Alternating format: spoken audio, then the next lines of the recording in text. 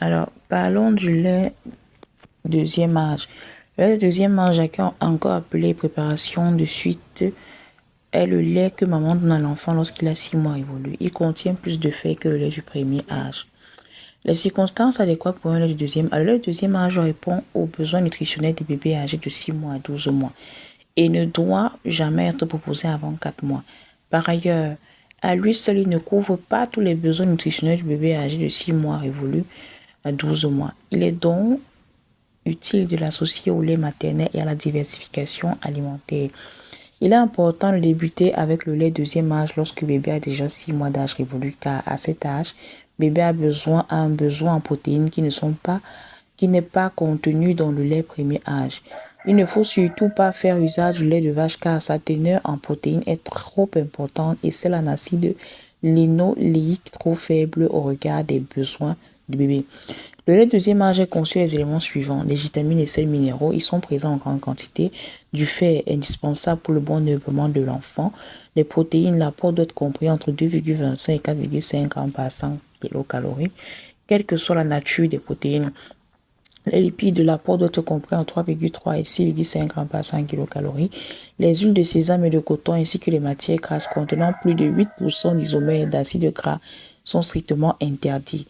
Le taux d'acide linoléique doit être au minimum de 0,3 g par 100 kilocalories, soit 6 fois plus élevé que dans le lait de vache demi-écrémé. Les matières grasses végétales peuvent représenter jusqu'à 100% de l'apport lipide total. Les glucides également, l'apport doit être compris entre 7 et 14 g par 100 kilocalories. Le taux de lactose doit être au moins de 1,8 g par 100 kilocalories, sauf dans le cas où les protéines sont représentées pour plus de 50% par des isolats de soja. Les critères de choix du lait de deuxième âge. Pour faire le meilleur choix du lait de deuxième âge du bébé, il faut tenir compte des constituants suivants. La teneur en fer, la teneur en acides gras et le rapport entre les lipides.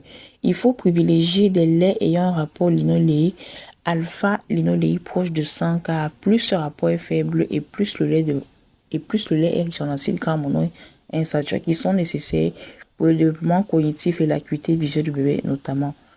On a également la teneur en caséine. Donc, après la teneur en fer, la teneur en acide gras, le rapport entre lipides et la teneur en caséine. Elle rend le lait deuxième âge plus épais au niveau de l'estomac pour augmenter la sensation de satiété chez l'enfant. La teneur en protéines. Les protéines solubles sont la lactoferrine, la lactalbumine, les immunoglobulines et les lysozymes, qui représentent l'indice de qualité nutritionnelle des protéines dans le lait maternel. Ces protéines vont rendre les selles plus molles à favoriser en cas de colite ou de constipation du nourrisson.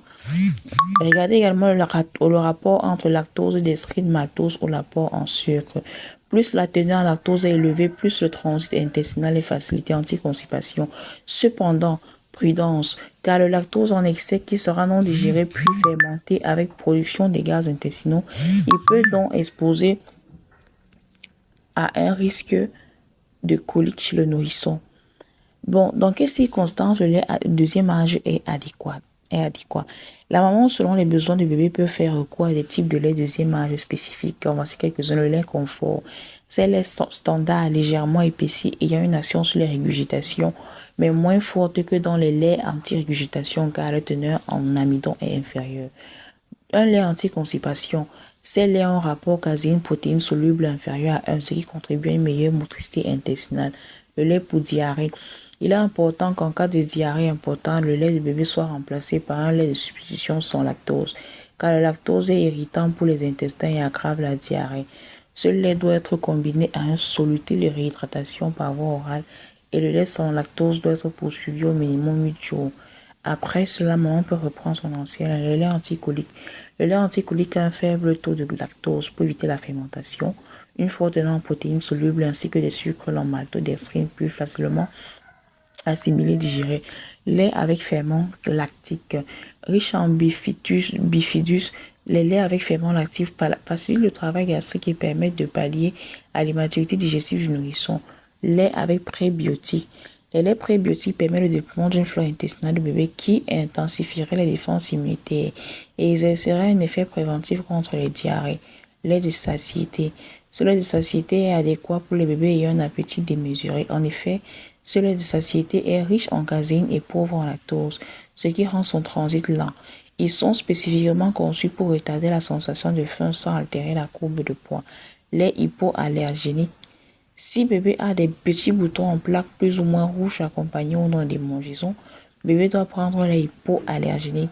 Les bébés consommant des laits hypoallergéniques n'ont pas la sensation de satiété car cela ne contient pas de caséine. Les substituts de lait au hydrolysat intensif de protéines HPLV. Si bébé manifeste une intolérance aux protéines de lait de vache, ce lait est idéal pour lui. En effet, il est riche en protéines fractionnées en petites molécules avec une hydrolyse très poussée la caséine et très pauvre en lactose pour procurer à bébé un confort digestif. Lait à taux de protéines réduit. Ce lait a une composition réduite en protéines et est utilisé pour prévenir et réduire l'obésité chez l'enfant en ayant une composition plus proche du lait maternel. Voilà. Là, ce sont les laits qui ont été énumérés, ce sont les besoins du bébé.